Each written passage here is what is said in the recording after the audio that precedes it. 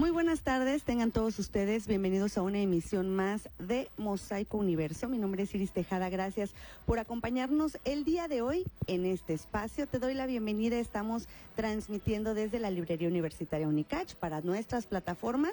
Recuerda buscar nuestra aplicación, la encuentras en el Google Play o en tu App Gallery como Radio Unicach. Así la encuentras y también estamos pues a través de Facebook. Estamos como Radio Unicach también y en YouTube, ¿verdad? Estamos también en YouTube, nos encuentras como Radio Unicach. En todas nuestras plataformas, así nos vas a encontrar. Sintonízanos, radio.unicach.mx. Bueno, pues el día de hoy vamos a platicar con los autores de un libro que se llama Seguridad Alimentaria desde un enfoque autóctono y biocultural. Este libro es digital y lo encuentras en el repositorio de la Universidad de Ciencias y Artes de Chiapas. Lo puedes consultar las veces que tú quieras. Se encuentra con nosotros, pues, sus autores, la doctora Leónides Elena Flores Guillén. Bienvenida, doctora. ¿Qué tal? Buenos días, mucho gusto. También se encuentra la doctora Esmeralda García Parra. Bienvenida. Gracias, muy buenos días. Y el doctor Jorge Alberto Esponda Pérez. Pues bien, también dentro de este libro, dentro de los autores, se encuentra la doctora Weimar, ¿verdad? Le mandamos un saludo a la doctora Weimar, que ya está en otras andanzas ahora. Pues bien, platíquenme un poquito, de manera general, doctor Jorge, ¿de dónde surge este libro? Bueno, pues primero que nada, muchas gracias por la invitación, ¿sí? Este libro surge de la idea, las diferentes visitas de campo que se han hecho en los proyectos de investigación que he realizado. Entonces, se me viene a la mente cuando platico con las cocineras tradicionales, con las señoras de la comunidad, por ejemplo, de Oculapa de Juárez, de Ocosocuautla, las amas de casa, las que hemos entrevistado en los diferentes artículos que hemos publicado. Pues prácticamente viene la idea de cómo los alimentos autóctonos siguen formando parte de la alimentación tradicional, de la seguridad alimentaria, de los conocimientos de las señoras y de la parten de la idea o de los conocimientos que también la abuelita, la mamá, ¿no? Pues les daban, les enseñaban a las señoras actualmente entrevistadas, ¿no? Entonces, prácticamente documentamos alimentos, ingredientes que aún se siguen preservando, se siguen conservando en la alimentación tradicional y que pues lo ves desde el trabajo de campo, las visitas a los municipios y que a lo mejor aquí en la capital pues ya no se consumen, o sea, incluso también de las visitas a los mercados en donde puedes visualizar una gran variedad de alimentos, tanto de origen animal, origen vegetal, frutas, verduras. Si tú vas incluso cada mercado, por ejemplo, el de San Fernando es muy diferente al de Ocosocuautla, al de Tuxtla. Entonces hay una variedad ahí de alimentos, ingredientes, y esto forma parte de la seguridad alimentaria y de la preservación de la cultura alimentaria. Muy bien. ¿Y cómo estructuraron, de tanta información, cómo estructuraron este libro? Bueno, cuenta con 3 capítulos. Aquí las expertas en la nutrición, que es la doctora Esmeralda y la doctora Elenita, pues prácticamente participaron en el tema de seguridad alimentaria. Porque, bueno, les voy a comentar que la doctora Elenita desde el observatorio maneja este tema y la doctora Esmeralda desde su proyecto de investigación también trabaja mucho el tema de soberanía alimentaria, de sistemas alimentarios, y su servidor, que es la parte de la cultura alimentaria, pues decidí estructurar cada uno de los alimentos tradicionales, que más adelante te voy a comentar. Incluso vienen unas recetas basadas en la preparación, ¿no? En la conservación a lo mejor muchas de ellas sí de recetas tradicionales, y algunas implica el uso de este ingrediente autóctono o este ingrediente tradicional dentro de la alimentación, ¿no? O sea, es un libro que está estructurado por 3 capítulos y bueno, prácticamente vienen recetas estandarizadas que forman parte de son punto clave, ¿no? La alimentación es un punto clave de la seguridad alimentaria, ¿no? Muy bien, si te parece, doctora Esmeralda, que platiquemos y ahondemos un poquito acerca de esta primera parte, que es de la seguridad alimentaria. Primero, ¿qué es seguridad alimentaria? ¿no? Porque es como que la base, digamos, del libro. Claro, bueno, antes, sí se escucha, ¿verdad? Antes de comenzar, me voy a robar unos segunditos para, pues, reconocer el trabajo del maestro Jorge, del doctor Jorge, y debo decir que fue mi alumno. Fue mi alumno en la licenciatura de gastronomía. Y bueno, sí reconozco el trabajo, me siento muy contenta porque yo siempre me he enfocado en la parte de la investigación, en el campo de la nutrición, pero en la investigación. Y trataba de transmitir ese conocimiento a los chavos de gastronomía, que lo único que pensaban era encerrarse en una cocina y cocinar, no veían más allá. Entonces, ver que Jorge, pues se realizó en esto, está trabajando en esta parte que es un espacio de oportunidades para todos los licenciados en gastronomía. La verdad sí quiero extender la felicitación y agradecimiento que ahora me invita a participar en sus proyectos como colega, ¿no? Y sí reconocer que pues fue un buen estudiante y bueno, ahora ya es un buen profesionista en este campo. Así que felicidades y que sigas motivado en seguir explorando y documentando. Lo más importante es documentar la información, el conocimiento oral que tenemos en Chiapas sobre la cultura alimentaria y llevarlo a un libro, a un artículo, creo que es lo más valioso. Así que aplaudo eso e invito a los demás licenciados en gastronomía que están en nuestra universidad a que se vean ubicados en este contexto. Y bueno, pues ya de manera central, el tema de seguridad alimentaria es un tema que ha sido políticamente muy controversial. Entendemos, simplemente porque entendemos que la seguridad alimentaria pues es el acceso físico a los alimentos, ¿no? Y este concepto de seguridad alimentaria ha ido evolucionando con el tiempo, ¿no? Desde pensar que solamente era el acceso físico a los alimentos, era suficiente para decir que un país tenía seguridad alimentaria, porque le estábamos brindando alimentos. Pero según ha ido evolucionando este concepto, bueno, ya no solo es necesario que tengamos el acceso físico a los alimentos, sino que ese acceso esté disponible en todos los momentos, estaciones del año. Y cuando hablamos de un acceso, hablamos de un espacio geográfico, es decir, que tengamos accesibilidad geográfica para adquirir todos los alimentos que el ser humano requiere para su crecimiento y desarrollo. Y cuando hablamos de que además no solamente que estén ahí, sino que el concepto dice que sean disponibles. Cuando hablamos también de la disponibilidad, hablamos también que tiene que haber un acceso económico a los alimentos, es decir, que podamos nosotros accesar a los alimentos, no solamente que estén ahí, sino que yo tenga la capacidad adquisitiva, el recurso económico para comprar esos alimentos. Pero más allá de eso, el concepto sigue evolucionando y dice ahora, no solamente que tengan accesibilidad, que sean disponibles, sino que sean amigables con el entorno, que sean biodisponibles y que no causen daño al ser humano. Cuando hablamos de todo eso, decimos, bueno, entonces, qué complejo, porque que no causen daño al ser humano. Actualmente los alimentos que llegan a los hogares, a las comunidades, la mayoría de los alimentos tienen algún factor, algún elemento que perjudica la salud del ser humano. Entonces, el concepto sigue evolucionando y dice, y que sean amigables con el entorno, es decir, que además que estos alimentos no perjudiquen el ambiente en el que nos desarrollamos, además de que estos alimentos puedan absorberse en el organismo, sigue diciendo el concepto de seguridad alimentaria.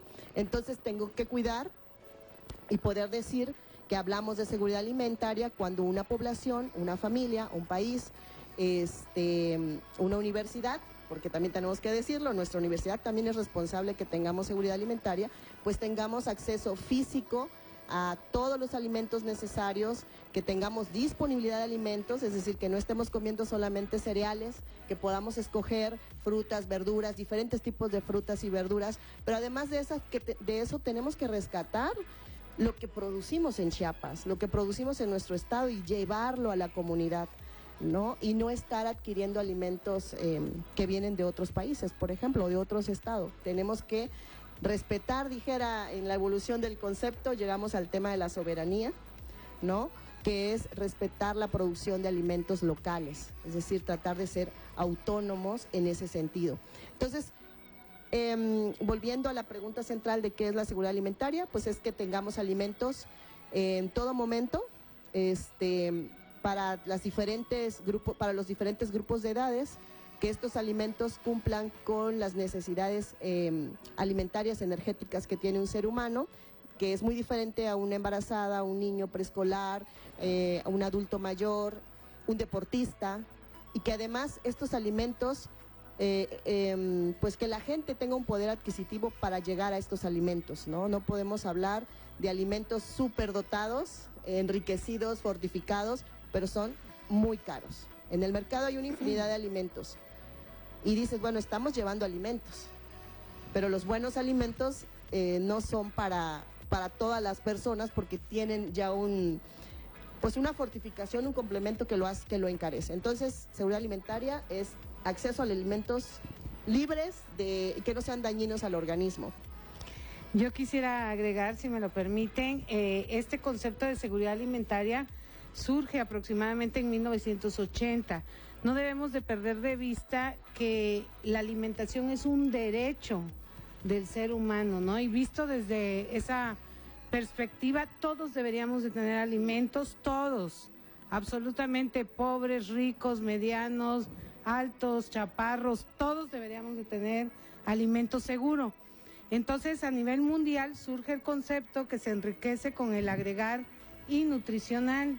Y como lo decía la doctora Esmeralda, el concepto dice es el estado en el cual todas las personas de manera permanente y oportuno, es decir, hoy que fue quincena voy a comer y 5 días después ya no tengo dinero para comer. Eso es lo que lucha la seguridad alimentaria. En el INCAP, en Guatemala, que es el Instituto de Nutrición en Centroamérica y Panamá, se han hecho muchos estudios y a comparación de otros países, por ejemplo, si tú comes azúcar en Guatemala, el azúcar que estás consumiendo está enriquecida con vitamina A, que es lo que decía la doctora. Entonces, ¿por qué? Porque surgió la necesidad de que había una deficiencia de vitamina A en toda la población guatemalteca, como pasó en México, que la sal está yodada por las grandes prevalencias que hubieron de bocio en su momento. Igual manera se crea ya una harina que se llama incaparina por el INCAP, que está también enriquecida para cubrir las necesidades de proteína en niños principalmente. Entonces, este concepto realmente incluso alguien dice que es un poco soñador, ¿no? Porque lo que quisiéramos los estudiosos de la alimentación es que no se quedara nadie sin comer, ¿no? Que en las comunidades que a lo mejor nosotros ni conocemos, hay gente que sí se queda sin comer o que come frijol todo el día. Y lo que nosotros buscamos es precisamente rescatando la condición de la cultura alimentaria, enriquecer la condición de los alimentos que consumimos día a día en toda la población. Entonces, ¿la soberanía alimentaria es un derecho también? Sí, definitivamente. La soberanía habla más específicamente sobre la capacidad de un país de producir lo que el pueblo necesita, ¿no? Entonces, por ejemplo, en el caso del maíz, que últimamente ha cobrado un tinte político de esto del transgénico y todo, en las mañaneras, que sí lo hemos visto, es porque México ya no produce lo que necesita para consumir sus alimentos. Tortilla, sopes, todo lo que lleva maíz, que para nosotros es parte de nuestra alimentación por esta cuestión de Mesoamérica. La producción de maíz es básico, entonces no tenemos nosotros la producción suficiente como para satisfacer a los mexicanos. Por eso tenemos que traer maíz de otros lados. Algo que quisiera comentar, alguien decía, es que por ejemplo en China se está produciendo mucho maíz, pero para que coman los cerdos, ¿no? Al ratito decían, vamos a pelear con los cerdos por el maíz, al menos los mexicanos, que nuestra tortilla es básico, ¿no? Entonces, todo eso nos lleva a este concepto de soberanía alimentaria que debemos de seguir dentro de nuestro trabajo como académicos, investigadores, estimulando a la producción de estos granos que van a ser básicos en la alimentación. Doctora, sí. Nada más quisiera enfatizar algo, que el tema de seguridad, soberanía alimentaria está ligado a sistemas de producción, que eso es lo que tenemos que hacer en cada país, rescatar los sistemas de producción. Y bueno, la riqueza también de este libro y de como lo planteó el maestro Jorge, es que en la Facultad de Ciencias de la Nutrición se entrelazan tres tres disciplinas, 3 carreras que son sumamente importantes, complementarias, y que tiene que ver con eso. Nosotros a los licenciados en gastronomías, pues les enseñamos cómo aprovechar los alimentos, ¿no? Al licenciado en nutrición, bueno, vigilar que esos alimentos que estemos consumiendo estén adecuados. Y al de ciencia y tecnología, bueno, una alternativa más, una innovación más para que el alimento se convierta en un vehículo transportador de nutrientes, de vitaminas, minerales. Pero además de eso, vemos mucho el sistema alimentario, que tiene total relación con soberanía alimentaria, que es el respeto a ese sistema, a esa forma de cómo se producen los alimentos en un país, sin necesidad de que haya un país externo metiendo las manos en el nuestro. Por eso a veces decimos, es algo como incansable, que no vamos a alcanzar. Pero bueno, de manera local tenemos que empezar con algo. Dentro de esa primera parte hay también política alimentaria, sistemas alimentarios y política alimentaria. Así es, con respecto, por ejemplo, bueno, ya tomé el micrófono, perdón. Sí, con respecto a la seguridad alimentaria, les decía que es un tema controversial, que es un tema que ha venido evolucionando, pero se debe a las políticas nacionales e internacionales, que partimos de que es un derecho la alimentación, pero lo que hicieron muchos países que participaron en estos acuerdos, pues ¿qué hicieron? Bueno, si se trata de llevar alimentos, llevemos alimentos, sin pensar en lo que la población culturalmente acepta, ¿no? Y de ahí el fracaso de las políticas cuando llevan alimentos deshidratados, cuando llevan, bueno, fue una bomba, ahorita creo que ya la aceptamos un poco más, pero en 1980 que ingresa la soya a México y es soya para aquí, soya para acá, porque era la política, hay que llevarle la proteína, ¿no? Y la proteína, sí, es una proteína muy rica, vegetal, pero pues el mexicano dice, ¿y esto qué es? O sea, ¿por qué me lo tengo que comer? La leche en polvo que se distribuía muchas veces, pues terminaban en almacenes, en bodegas. El mismo atún, la gente no lo aceptaba como tal. Y todo eso era una política asistencial que ha vivido México, de otorgar alimentos. Y lo que dice la soberanía alimentaria es, no le otorgues. Enséñale a producir los alimentos, dale los elementos para que produzcan sus alimentos y se mantengan con los alimentos que podemos producir como Estado o como país. Entonces, políticas siempre han existido, las que más han existido en México son políticas asistenciales y tienen que ver con dale, y hasta la fecha creo ahorita no hay sobre de alimentos, había desayunos escolares y todos siempre han sido elaborados desde un escritorio, es lo más triste, y no con los expertos en la alimentación y la nutrición. De saber realmente qué es lo que necesita de acuerdo a la edad y a la población, ¿no? Sí, con respecto a esto, fíjate que sabemos que el gran problema ahorita en México es la obesidad infantil, ¿no? Y hace poco platicamos con gente del DIF estatal, precisamente sobre el tema. Estamos trabajando, hoy tenemos una reunión precisamente con eso, porque los desayunos escolares antes y estos programas de barriguita llena, corazón contento y todo esto, promovían la alimentación, pero de alimentos ricos en azúcares. Y sabemos el problema que tenemos con los azúcares añadidos. Entonces, como decía la doctora Esmeralda, desde 1986 que yo recuerdo, no porque haya nacido, nací después, está el PRONAL, el Programa Nacional de Alimentación, que promovía precisamente la producción agrícola. Pero conforme ha ido avanzando el tiempo, se ha sustituido la agrícola por la pecuaria. Y entonces, desde el punto de vista económico, pues reditúa más un ganado de engorda que la producción de maíz. Entonces se han ido sustituyendo las tierras de producción de alimentos por alimentación, o sea, forraje para los animales, ¿no? Entonces ahora creo que fue Procampo que promovía la agricultura y todo esto, pero a pesar de eso hemos perdido la producción agrícola. Antes Villaflores, por ejemplo, era la mazorca de oro, le llamaban, ¿no? Porque se producía muchísimo maíz. Ahora nada más veo la mazorca ahí, pero la producción de maíz ha disminuido. Entonces, efectivamente las políticas van de la mano de la soberanía alimentaria, porque es la forma en que puedes tú promover la producción agrícola y que seamos autosuficientes en la producción de nuestros propios alimentos. Yo quisiera que platicáramos también respecto de los retos que enfrenta México de el tema de seguridad alimentaria, pero ahorita. Calma.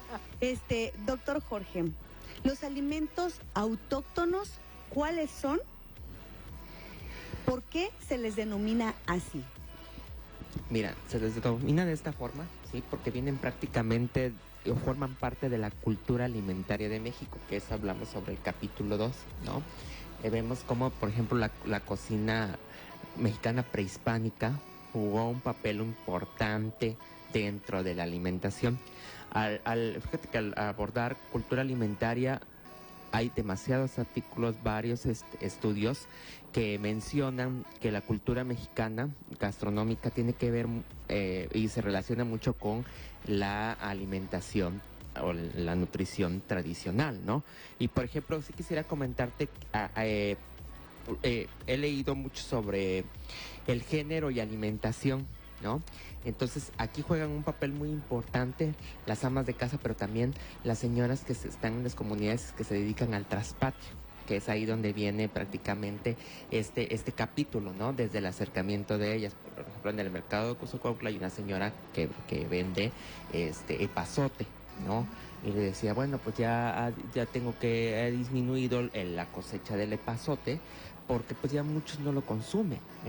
Normalmente usted cómo lo consume o para qué según se lo compran. Bueno, para remedios, me decía, ¿no? Para tés, cuando está uno mal del estómago, yo esto lo hago en té y inmediatamente me alivia, ¿no? No es como, vamos rápido a la farmacia a comprar una pastilla, ¿no? Y por ejemplo en caldos.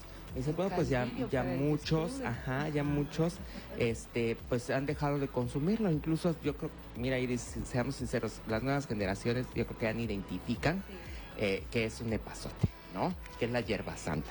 Y te lo digo sinceramente porque, bueno, cuando inician los estudiantes del primer semestre en la asignatura de identificación de productos, al menos en gastronomía, ¿no? Pues se llenen con otras ideas y como decía la doctora Esmeralda, pues piensan que nada más es cocinar, ¿no? Pero pues no, o sea, tienes que mandar al estudiante, vayan al mercado, vayan y consuman lo local, identifiquen, no es el supermercado como todo el tiempo quieren ir, ¿no?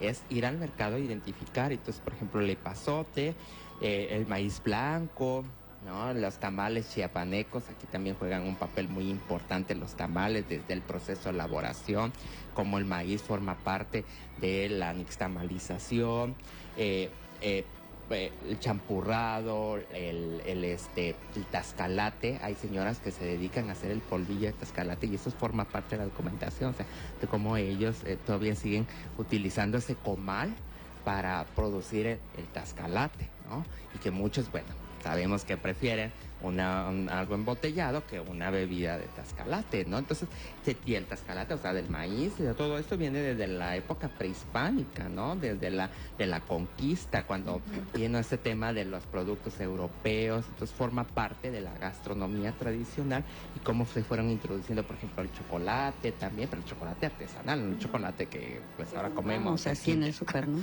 No, pero bueno, pues esto forma parte del capítulo, ¿no? También, por ejemplo, la codorniz, ¿no? Él forma parte también de la alimentación y muchos no consumen la codorniz. Yo le decía a la señora, bueno, la codorniz, ¿cómo lo realizan? En caldo y asado, ¿no? Y ella me decía, no, pues es que la carne es muy sabrosa, no, usted está comiendo la codorniz y es como, para mí es como si estuviera consumiendo carne de res. No, bueno, pero pues ellas ya saben cómo lo producen y también cómo se realiza, ¿no? Entonces, y es que además, doctor, todavía podemos ver en nuestras comunidades aquí mismo, muchas de nuestras casas tienen todavía, afortunadamente, traspatios en donde pueden sembrar o tener alguna gallina, algunos animalitos para consumo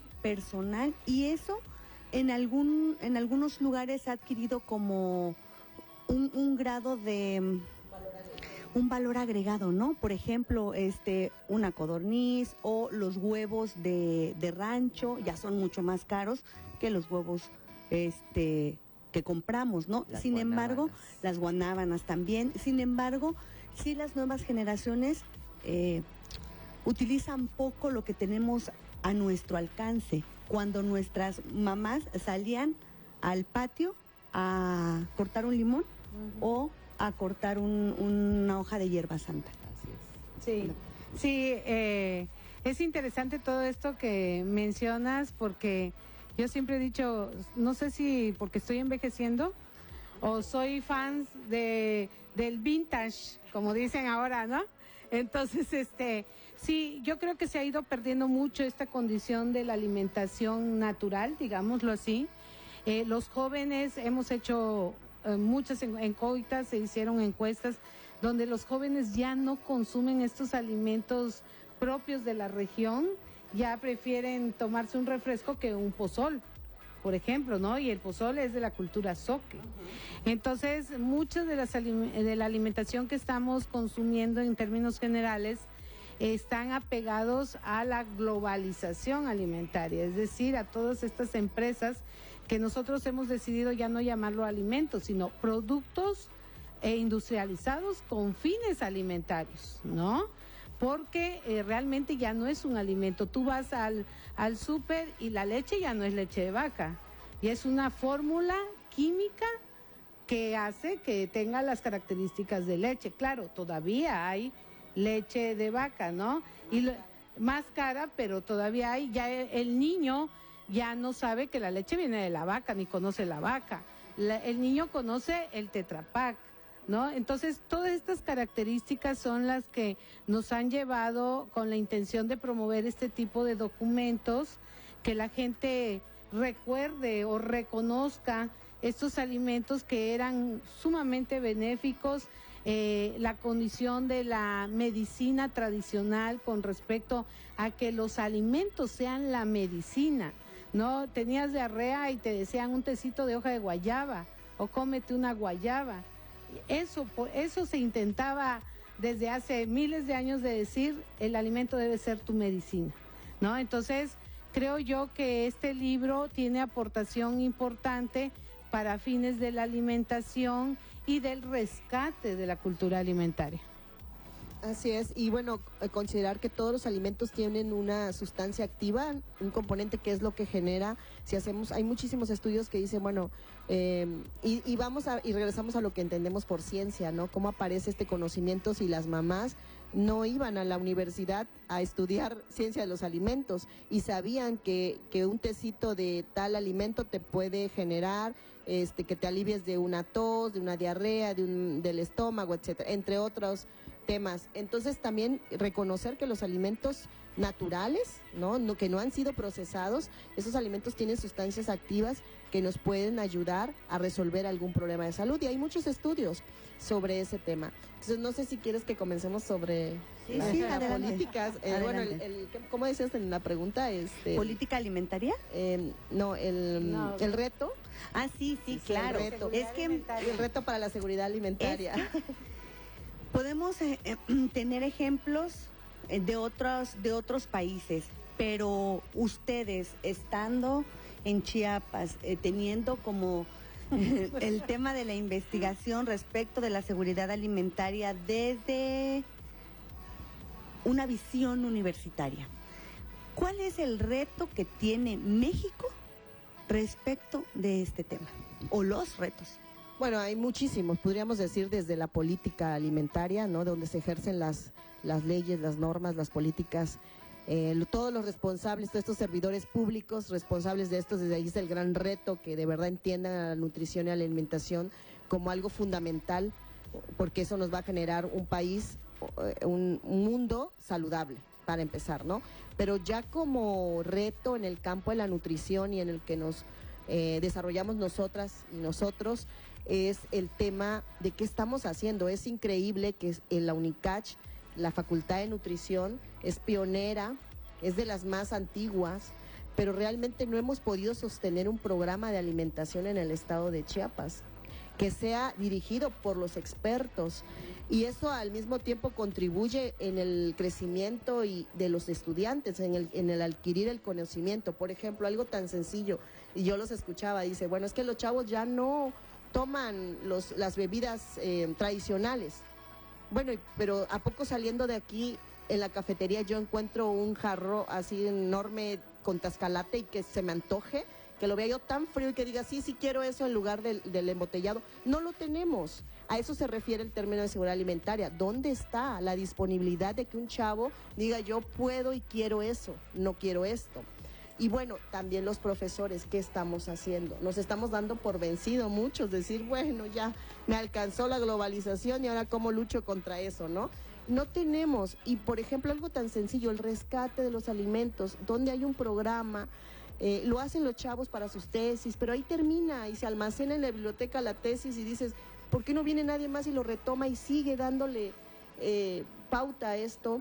Porque proyectos ha habido muchísimos, estoy segura, y yo he participado en muchos. Les voy a contar así rapidito. El primer proyecto que participé en la UNICACH, que me lo financió ANFEM, hace 2005 creo que fue, se llamaba Siembra, Cosecha y Come, y lo escribimos con mis estudiantes, 3 estudiantes, fue creo que mi primera generación o segunda, y encantados de la vida. Lo retomamos de un diagnóstico que habían hecho previo en otra maestra, entonces habíamos hecho como la continuidad y dijimos, bueno, ya descubrimos que podemos enseñarles a producir alimentos en su comunidad, tienen todo, según nosotros tenían todo. Llegamos a querer ejecutarlo porque el ANFEM nos financió dinero para que pudiéramos llevarlo, lo llevamos a la comunidad y nos escucharon encantadas las señoras y lo primero que nos dijeron, sí, ¿y de dónde vamos a agarrar agua? Aquí no hay agua. Entonces dije, wow, es lo valioso de un diagnóstico bien hecho. Así sucede en las políticas, es el gran reto, que no podemos hacer políticas a ciegas. Yo me confié en ese momento de que el diagnóstico era correcto, el que habían hecho previamente. Cuando llego allá y les digo, vamos a sembrar alimentos, sí, pero aquí no hay agua. Tenemos agua exclusivamente para lo indispensable, que es alimentarnos, tomar esto. Entonces empieza el reto ahí de buscarles cómo llevar el agua. Realmente lo que no había en realidad era que se había descompuesto una bomba que era la que se permitía que suministraba, digamos. Que suministraba el agua. Entonces, gestiones políticas, con ayuntamientos y todo se resolvió. El proyecto fue muy exitoso, se pasó no solo a producir alimentos, sino a transformar esos alimentos y la gente participa y le gusta, pero si no le damos seguimiento, ahí se quedó. Algunos terminarían haciendo mermeladas, pero ahí se quedó nada más. Entonces creo que el reto más grande es empezar por nuestra universidad, en que pensemos y veamos a la alimentación con el tema de oferta y demanda. No puede haber una demanda de un alimento si no se ofrece a la población.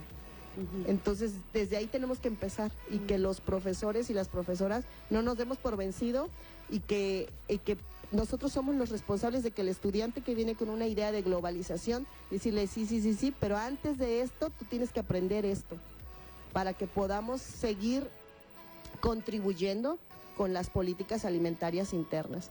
Y la universidad tiene suficiente comunidad universitaria para que empecemos con nosotros, así que pues ahí nutrición tendremos que trabajar en ello y gastronomía, ¿no? Mucho trabajo. Gracias. Fíjate que con base a lo que mencionas, los docentes efectivamente tenemos muchísimos retos. Nada más aquí en la universidad tenemos muchísimos retos. Te voy a decir por qué. Porque tanto el nutriólogo, yo he notado al nutriólogo, el gastrónomo, se quiere, y es acá donde dice la globalización, pero también la modernidad, ¿no? El nutriólogo te quiere recomendar lo mejor, lo más saludable, pero lo más caro que está en el supermercado, ¿no? Cuando hay alimentos tradicionales, cuando tú vas al nutriólogo te dice, bueno, 100 gramos de esto, 200 gramos de esto, pero no te... Y lo conocemos, ¿no? Entonces, pero pues existe, y bueno, aquí ya entra los nutriólogos, el ingeniero bioquímico, ¿no? Por ejemplo, existen alimentos tradicionales que también aportan muchísimo a una dieta de un día, ¿no? Por ejemplo, los chapulines, hay gente, o sea, los insectos, por ejemplo, forman parte de la alimentación tradicional y a muchos no les gusta, ¿no? Y incluso aquí en Chiapas se ha visto que pues ese tema de la entomofagia, sí, ha estado desapareciendo, porque vas a los mercados y son muy pocos los mercados que manejan insectos comestibles, ¿no?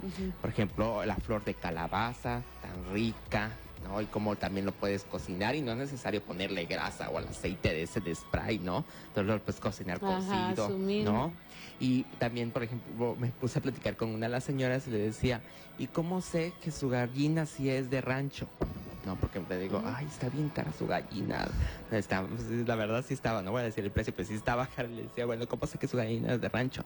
¿Sabe cómo? Dice, porque la carne, al momento de cocerla, va a ser diferente. Sí. ¿Sí? Y si no, me la regresa. Y usted le da alimento a sus gallinas, sí, yo las creo. O sea, y aquí tengo también el huevo de rancho, ¿no? Claro. Entonces también forma parte. Y es que además, doctor, este crecimiento, digamos, de un animalito como una gallina, lleva muchísimo más tiempo de manera natural que llegue a un tamaño, a un peso como ideal para consumo humano, que los que venden de las granjas. En las granjas, ¿cuánto tiempo? No lo sé. Pregunta, ¿cuánto tiempo se llevará a que Jesucristo, o sea, en 3 meses ya están en el mercado? Es demasiado, o sea, es demasiado rápido. Sí, y por ejemplo también otro alimento que ya no se ve en los mercados y que muy poco lo comercializan y lo están criando es el guajolote, ¿no? Guajolote también ya son pocas ya no se ve mucho mole de guajolote, más mole de según de gallina de rancho, y resulta que sí es pollo, ¿no? De granja, ¿no? Ya hierba santa, la verdolaga, o sea, la verdolaga con huevo, qué rico, y eso pues también no lo recomienda el nutriólogo de este huevito con jamón de pavo, ¿no? Entonces creo que son retos tanto el nutriólogo como el gastrónomo, porque también el gastrónomo luego, hagan la espuma de esto o la esferificación de esto, ¿no? Cuando Los tú dices... de esto. Entonces creo que tenemos muchos retos. Iris, yo nada más como un dato cuantitativo, quisiera agregar, en México se hace una encuesta de salud y nutrición donde se evalúa la seguridad alimentaria en el país a través de un instrumento latinoamericano que fue adaptado para México. Y en esa encuesta ha salido que hemos tenido hasta el 60% de la población mexicana tiene inseguridad alimentaria. Chiapas más del 70%, en sus diferentes niveles, leve, moderada y grave, ¿no? Pero quiero recalcar que la condición de la seguridad alimentaria, como muy bien lo decía la doctora Esmeralda, yo puedo tener la disponibilidad de una manzana de marca, no sé, Golden o no sé, puedo tener el dinero para comprarlo. Me puede gustar. Pero si yo finalmente la traigo a la universidad y nada más la limpio aquí en mi blusa, que es lo que muchos hacemos, lo limpiamos y me la como, lo dijo, es un vehículo, el alimento es un vehículo, y así como va fructuosa, pectina y demás, también van microorganismos patógenos en los alimentos. Entonces ahí ya se rompió la seguridad alimentaria. Entonces yo puedo tener todo listo, pero si al consumirlo no guardo las condiciones sanitarias necesarias, ahí se convierte en inseguridad alimentaria, ¿no? O sea, es otro momento de este esquema de la seguridad alimentaria, y pues obviamente que el reto es bajar esos niveles también de inseguridad alimentaria en nuestra población a través, no solo lo podemos hacer unos, esto tiene que ser un esquema socioeconómico muy, muy grande, ¿no? Ahí quisiera también dar cifras. Hace un par de años estudiamos la inseguridad alimentaria, hablando del instrumento que menciona la doctora, en chavos, en estudiantes de nuestra universidad. Y bueno, encontré que el 30% de los chavos reportaba vivir en inseguridad alimentaria. ¿Qué significa eso? Para que entendamos eso, es que el chavo decía, por lo menos un día me he quedado sin comer. Y son chavos foráneos. Entonces creo que el reto más grande es que esto nos permita que nuestras autoridades en la universidad digan, oigan, tenemos muchos problemas, pero que un chavo diga, no comí porque soy foráneo, y si yo compraba alimentos ya no iba a tener para el transporte, para esto, para ir a la escuela, etcétera. Así lo dice, ¿no? Si una persona omite comer alimentos o una sola vez o una comida del día por no tener el recurso, eso es inseguridad alimentaria. Y eso lo vivimos en todas las comunidades de Chiapas. Hay una población, un porcentaje de la población que se encuentra con esa vulnerabilidad. Pero ya para el tema de nuestros estudiantes, creo que tenemos que dar la disponibilidad y la accesibilidad a los alimentos. Sí, es decir, que estén, pero de verdad que estén al acceso económico de los chavos, de los estudiantes, porque si hacemos un recorrido en el kiosco, los alimentos cuestan muchísimo dinero. O sea, hasta para los profes decimos, ay, ¿cuánto me gasté aquí? O sea, entonces sí tenemos que aterrizar a nuestra realidad. La mayoría de nuestros estudiantes son de escasos recursos, que están limitados, que tienen su beca, que vienen de fuera, de municipios, que pagan renta, y no les estamos ofertando alimentos accesibles. Y bueno, y deben de ser nutritivos. Y es que México tiene como dos caras de una mala nutrición, lo mencionaban, ¿no? O sea, hay por un lado desnutrición y por otro lado obesidad. Entonces, ahí como universidad, ¿cuál es el camino, digamos, a seguir? Sí, esta combinación que tú mencionas ahora se le llama la doble carga nutricional. Es decir, en una misma persona podemos encontrar manifestaciones de los dos estados de nutrición. Es decir, personas con una talla baja, que nos habla de desnutrición crónica, y con sobrepeso u obesidad, ¿no? Yo creo que a nivel mundial es un reto esta situación de la obesidad, y por obvias razones nuestra universidad también lo padece. En una reciente que todavía se va a publicar, una tesis de grado, se hizo un estudio sobre sobrepeso y obesidad en estudiantes, diferenciando las carreras.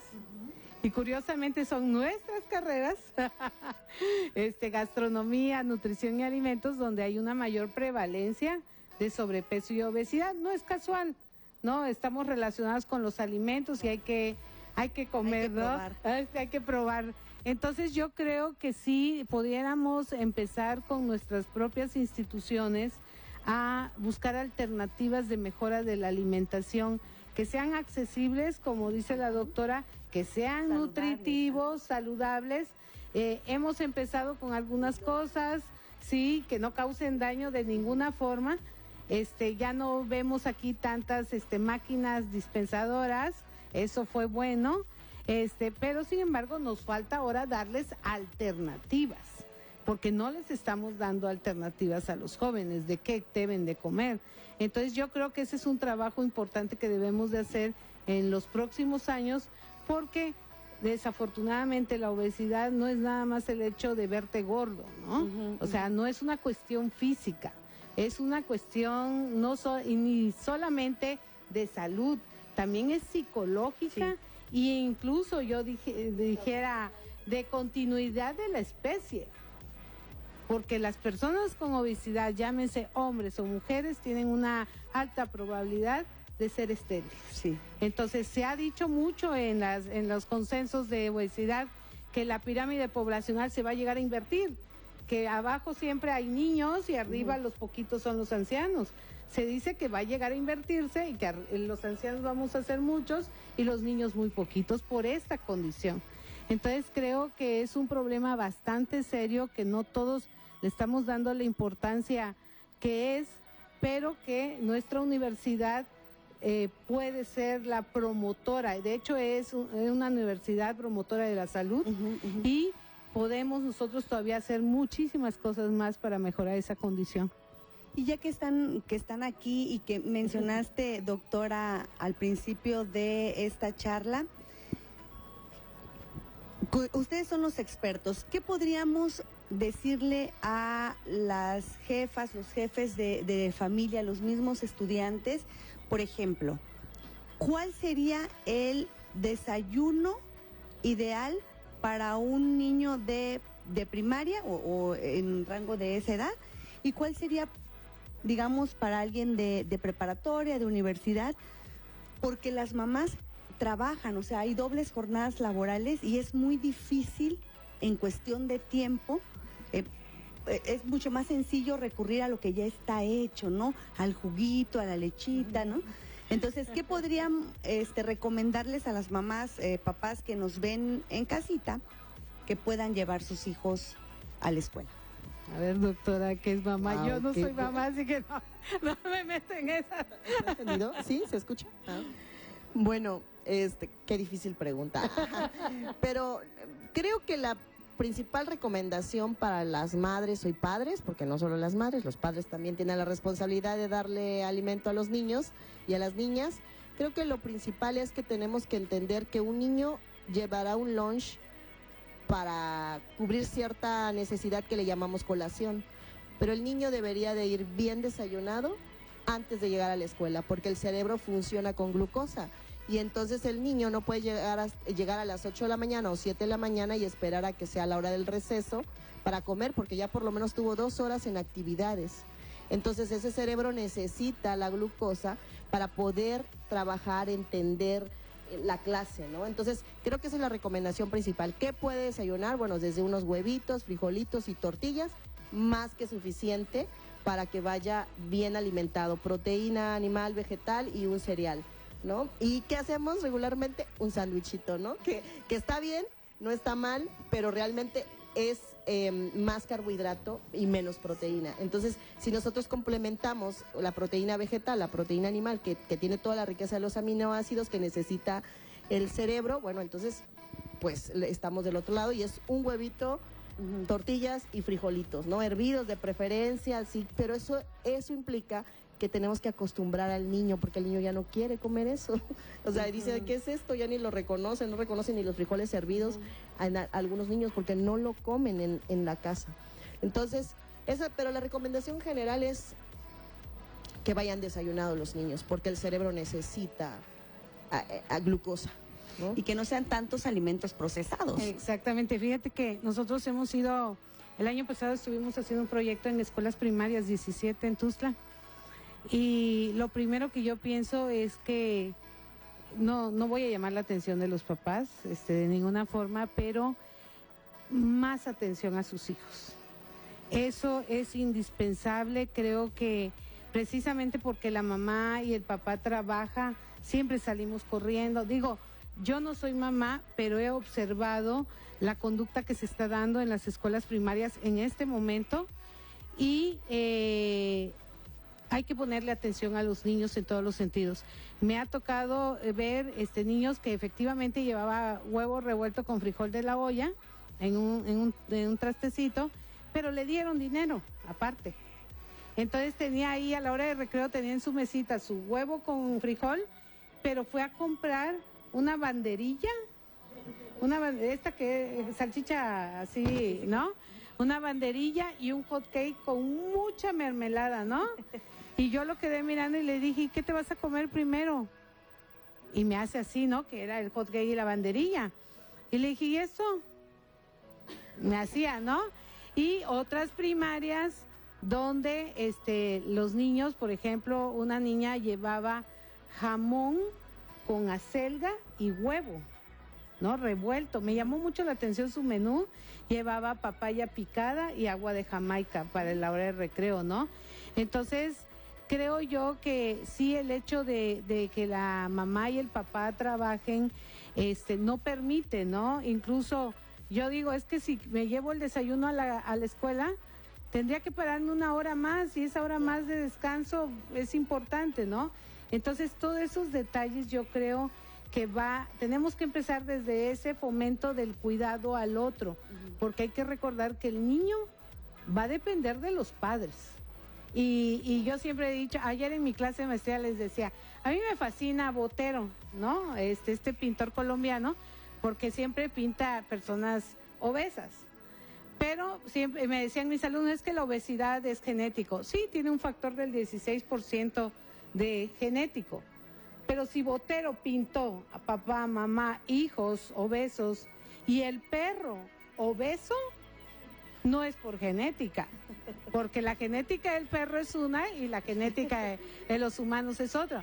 Entonces, no es lo genético, son los hábitos que se Claro. promueven dentro de las familias. Y que también se heredan eso. Se heredan, claro, claro. Entonces, hay una serie de... No se heredan, se transmiten. Se transmite, sí, la palabra hereda es otra cosa. Y fíjate que hay mucho que se ha manejado a nivel mundial que la gente lo toma atención. Por ejemplo, se dijo, la manteca es malísima. No coman manteca, cuando antes toda la gente consumía manteca, ¿no? Salió la OMS hace como 5 años y dijo, no, mentiras. La manteca no es tan mala como dicen.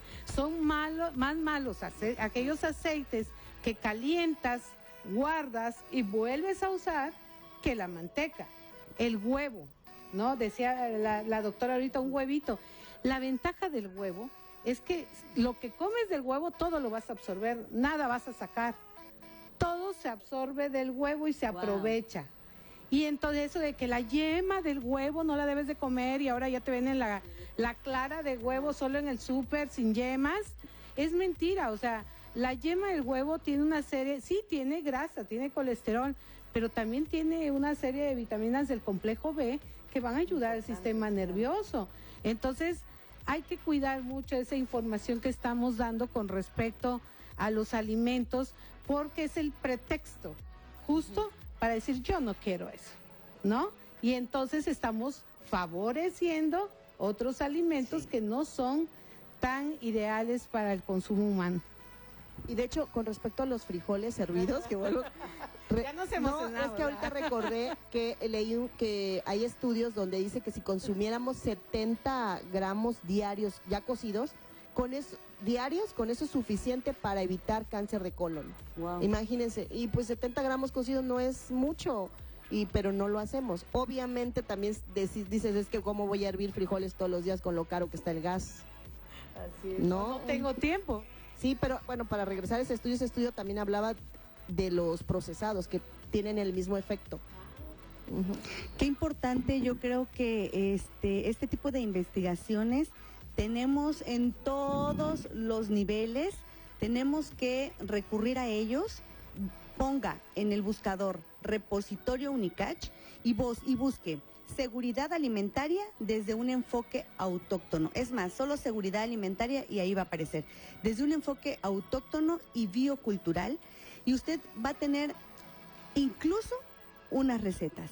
Al final del libro, unas recetas para que puedan ocupar estos productos, estos alimentos que son, digamos, endémicos de nuestra comunidad, aquí de Tuxtla Gutiérrez, de Chiapas, y lo tengan ahí toda la información.